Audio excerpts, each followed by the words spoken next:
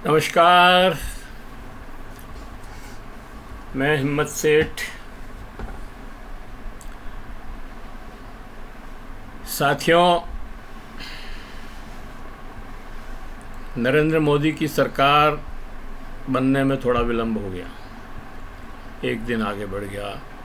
अब 9 तारीख को होगी शपथ ग्रहण, पर पेच बड़ा है।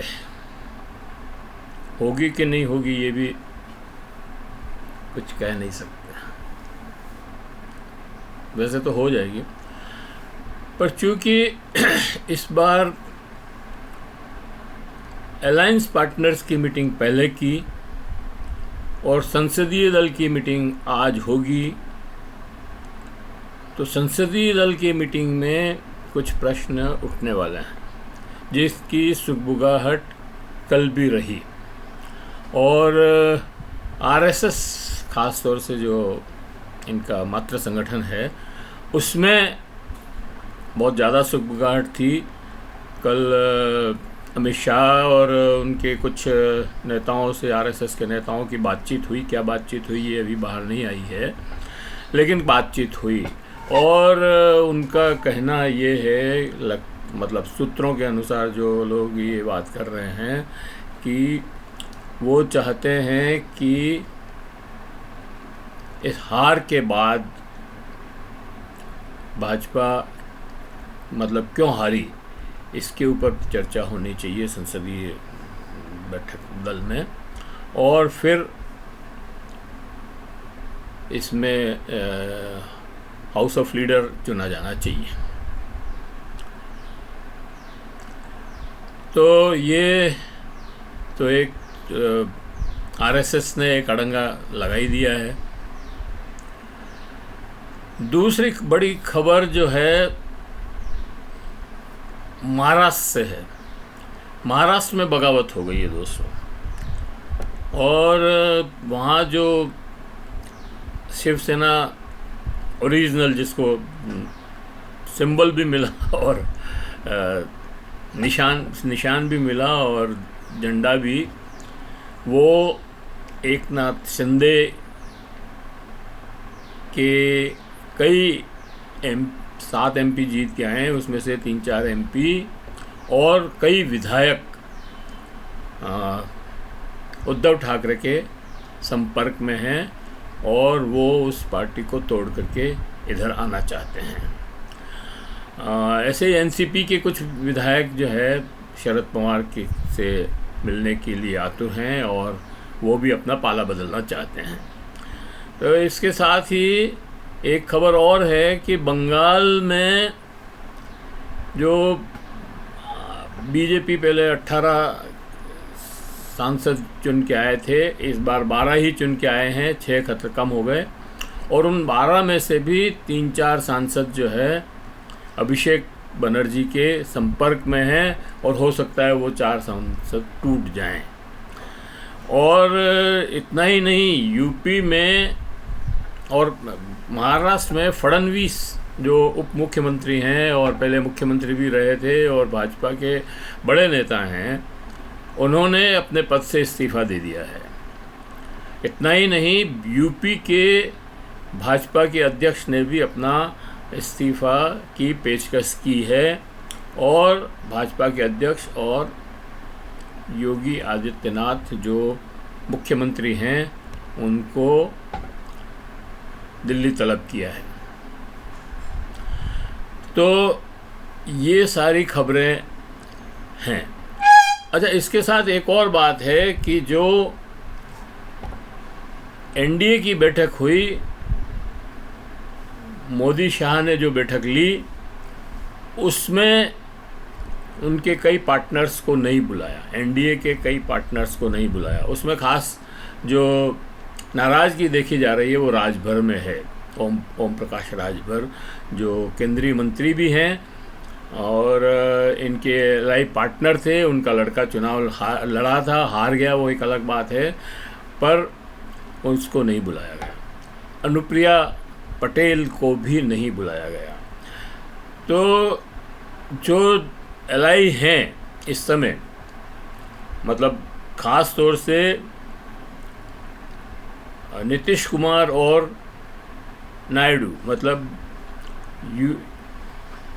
जनता दल यूनाइटेड और तेलुगु देशम पार्टी को इस बात से सबक लेने की ज़रूरत है कि ये नेतृत्व जो है बीजेपी का वो यूज एंड थ्रो में बिलीव करता है। उन दोनों को इसलिए नहीं बुलाया कि वो एक तो वो कमज़ोर हो गए, ये समझ लीजिए उनकी स्थिति कमज़ोर हो गई यूपी के अंदर, या अब उनसे काम नहीं रहा तो उनको नहीं बुलाया। तो ऐसा न हो कि आप नरेंद्र भाई मोदी की सरकार तो बनवा दें, लेकिन फिर आपकी सरकार आपके पार्टी को भी तोड़ दिया जाए। और नीतीश कुमार को तो इसका अच्छा अनुभव है, आरपी सिंह को इन्होंने अध्यक्ष बनाया, मंत्रिमंडल में लिया और फिर उसी से पार्टी तोड़वाने का काम किया, इसीलिए तो बाहर निकले थे वहाँ से। तो ये सारी चीज़ें देखने की है। ये अंदर से भी दबाव है और बाहर से भी दबाव है। अभी एक दिन हुआ है संसदीय दल मतलब एनडीए के नेता पद का चुनाव हुए नरेंद्र मोदी, और अभी शपथ भी नहीं हुई है, और अभी से ये डिमांड चालू हो गई है कि आप पहले हमारी इन डिमांड्स पे बात करिए। और डिमांड्स क्या हैं? डिमांड है कि अग्निवीर योजना का फिर से अवलोकन किया जाए, अग्निवीर योजना को हटाई जाए। एक तरह से सीधी सीधी बात कहें तो ये है कि अग्निवीर योजना से नाराज हैं। जनता दल यूनाइटेड की मतलब नीतीश कुमार की पार्टी के जो महासचिव हैं जनरल केसी त्यागी, उन्होंने प्रेस के सामने खुलकर बयान दिया है कि हम अग्निवीर योजना पर वापस से बातचीत करना चाहते हैं, उसको उसमें कमियां हैं वो हटाना चाहते हैं, उसको हटाना चाहते हैं। दूसरी, जाति जनगणना पर पक्का विश्वास आश्वासन चाहते हैं, जाति जनगणना पे आश्वासन चाहते हैं। और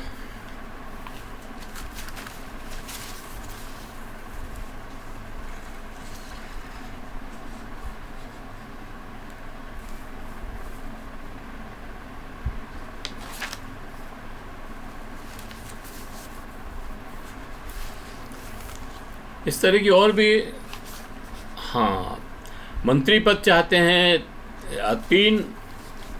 तीन सांसद पर एक मंत्री पद चाहते हैं, और मंत्री पद में भी होम और फाइनेंस और रेल, इन तीनों पे और कृषि, इन चारों पर, ये चारों पद में से कुछ पद तो चाहिए ही चाहिए। तो ये इन डिमांड्स को भाजपा के द्वारा पूरा करना मुश्किल है, और ये कह भी दिया है कि भाई हम सब डिमांड्स नहीं मानेंगे। उधर नायडू ने भी मतलब तेलुगु देशम पार्टी के जो सर्वा हैं,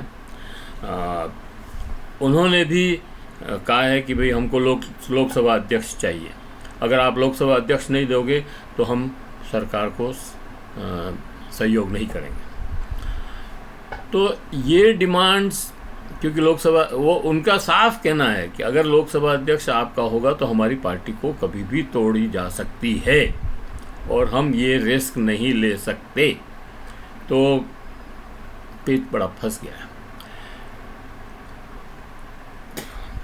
भाजपा में भी आरएसएस वाले कह रहे हैं कि या तो शिवराज सिंह चौहान को बनाइए, जो सबसे ज़्यादा वोटों से जीत के आए हैं। 20 साल तक उन्होंने एमपी में सरकार चलाई है और अभी भी एमपी की 39 सीटें में से 39 जीत के आए हैं। और या फिर गडकरी को बनाइए, जिनका केंद्रीय सरकार में रहते हुए टैप रिकॉर्ड अच्छा है। उन्होंने लोग कहते हैं कि उनका काम अच्छा है। तो ये अभी जो संसदीय दल की बैठक होगी उसके अंदर ये बातें होती है कि नहीं होती है, ये देखना होगा। ये अफवाहें हैं, एक तरह से कहना चाहिए। कोई आप इन सारी बातों पे हम विश्वास नहीं कर सकते, लेकिन ये सुगबुगाहट है, ऐसे ही नहीं उठती है अफवाहें भी, थोड़ी सुगबुगाहट है। और ये सुगबुगाहट नरेंद्र मोदी के अपने लिए खतरा पैदा कर रही है। और नरेंद्र मोदी इतने दबाव में हैं कि जो एक दिन में 5-5 ड्रेसें बदलने वाले आदमी हैं, जो कल 3 कार्यक्रम में गए और एक ही ड्रेस में गए। ये एक बहुत मतलब इस देश के अंदर अगर राजनीति में प्रधानमंत्री के पहनावे पर भी खबर बने और चर्चा का विषय बने तो राजनीति तो अलग ही रह जाएगी। मतलब तो फिर आम आदमी की राजनीति तो नहीं हो सकती है। इसलिए भी ये बात कहना ज़रूरी है कि नरेंद्र मोदी जी को अब अपने तौर तरीके जो कि अब वो बदलना शुरू कर रहे हैं। अब वो मीठे शहद जैसे मीठी भाषा में भी बात करने लगे हैं और एक दूसरे को पास बिठाने की भी, पहले तो राजनाथ सिंह जैसे लोगों को भी अलग कर दिया था। योगी आदित्यनाथ को मेरठ की उस रैली में नमस्ते तक नहीं की, उनकी तरफ देखा तक नहीं। नमस्ते करना तो बहुत दूर की बात है, जबकि वो बिल्कुल स्टेज पे ही खड़े थे, उनके सामने से 2 बार निकले लेकिन उन्होंने उसको नमस्ते नहीं किया। ऐसा ही उन्होंने पहले एक बार अडवाणी के साथ भी किया था त्रिपुरा के अंदर। तो ये जो उनका एरोगेंस है, इसको उनको छोड़ना पड़ेगा। नहीं छोड़ेंगे तो सरकार नहीं बन पाएगी, और बन भी गई तो ज़्यादा चल तो खैर सकती नहीं है। मैंने पहले 2 बार मैं पहले कह चुका हूँ, आज फिर कह रहा हूँ कि ये सरकार बहुत ज़्यादा चलने वाली नहीं है।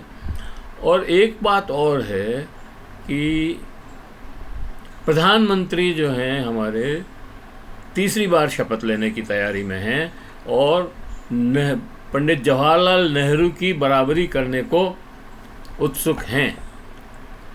लेकिन जनता ने ऐसा मैंडेट दिया है और ऐसी चुनौती पेश की है कि आप नेहरू बाद में बनना, पहले अटल बिहारी वाजपेयी बन के दिखाओ। क्योंकि अटल बिहारी वाजपेयी ने 2 बार, बल्कि तीनों ही बार एनडीए की सरकार चलाई थी, एलाइज के साथ सरकार चलाई थी, पूरा बहुमत नहीं था। इनके पास भी अभी पूरा बहुमत नहीं है। एलाइज के साथ मिल करके सरकार चलाओ, ये दिखाओ कि आप अटल बिहारी की तरह एलाइज को साथ ले करके चल सकते हैं, तब नेहरू बनने की बात आएगी। तो इस वीडियो को हम यहीं समाप्त करते हैं और आशा करते हैं कि आपको ये वीडियो पसंद आया होगा, और पसंद आया है तो आप इसे लाइक करें, सब्सक्राइब करें, अपने मित्रों को भेजें और समूह में आप इसको फॉरवर्ड करें, और सब्सक्राइब करके बेल आइकन दबाना न भूलें। मैं फिर निवेदन करता हूँ, कुछ लोग तो कमेंट करने लगे हैं, लेकिन आप जितने ज़्यादा कमेंट इसमें आएंगे हमें उससे रोशनी मिलेगी और आगे अच्छा करने की प्रेरणा मिलेगी। धन्यवाद।